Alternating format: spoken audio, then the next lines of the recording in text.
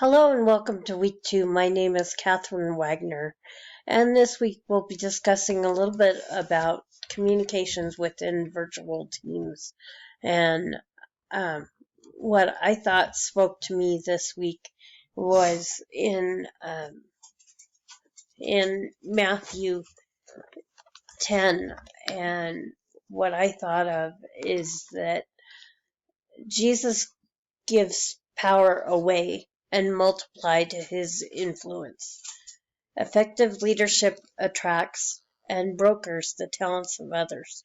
Leaders must develop others to reach their potential. No one did this better than Jesus. In Matthew 10, we see the results of Jesus' vision for more workers. Even though he has not finished his training his disciples, he sends them out to exercise their gifts. So it is with our people. At some point, we need to end the lecture and send them out to try what they have learned. Consider how Jesus empowered his 12-man staff. And this is on page 1083 of the Maxwell Leadership Bible.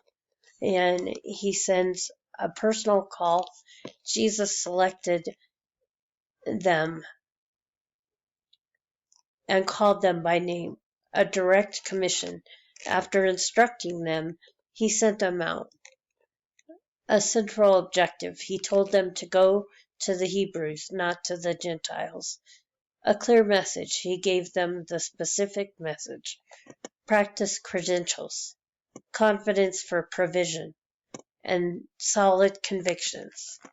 So Jesus has given us the power. So if you think about virtual teams and you think about your boss within a virtual team, your boss giving powers to the team members and certain tasks and roles within the team to be able to complete tasks on time. And one of the things I thought about was when our payroll team at the school district first had to go home and function as a team during COVID, and how we learned to communicate.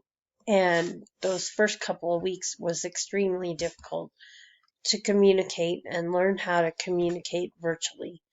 It was also extremely difficult to work as a team within a virtual environment, especially when you're accustomed to working in an environment where you're all in the same building. And I think that communication becomes even more important during that time. And I also think that it also becomes more important for the boss or the leader to have an effective communication style with the team and to be able to trust in their team that they're able to get the job done. And one of the things that I really liked about my boss during COVID was that she was flexible in letting us work from home.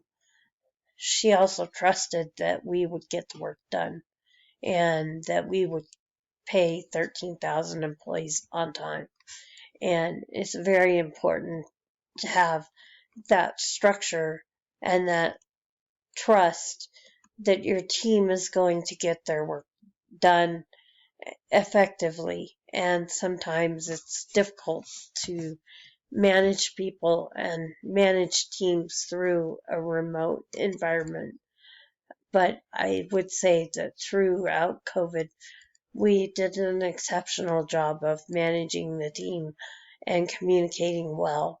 We overcame body language, meeting and staff meetings and stuff like that, so that we could function in an environment where we could all work together well.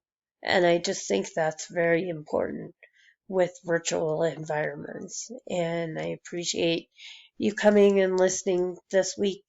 And Forgive me because I'm a little bit sick, and so this was challenging this week, but thank you for listening and coming.